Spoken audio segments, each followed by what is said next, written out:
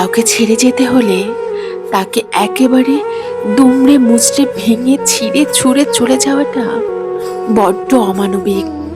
হতেই পারে আপনার কাছে 100টা ভ্যালিড কারণ আছে, তবুও যাওয়ার আগে তাকে একবার বোঝান কেন আপনার আর থাকা সম্ভব নয়।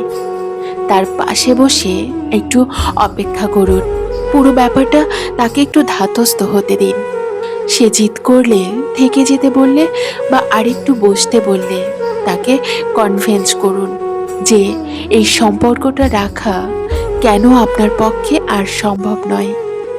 হতে পারে সেই ভুল, কিন্তু যাওয়ার বেলায় তার সাথে ভীষণ খারাপ ব্যবহার করে, হুট করে ব্লক করে দিয়ে, সমস্ত উপায় বন্ধ করে দিয়ে, তাকে ভ্যালিড কোনো কারণ না দিয়ে, চোখের জল ফেলিয়ে তার মেন্টাল ট্রমা, ডিপ্রেশন, প্যানিক অ্যাটাকের কারণ হয়ে রাতের ঘুম কেড়ে নিয়ে আপনিও বোধহয় সঠিক কাজটি করবেন না।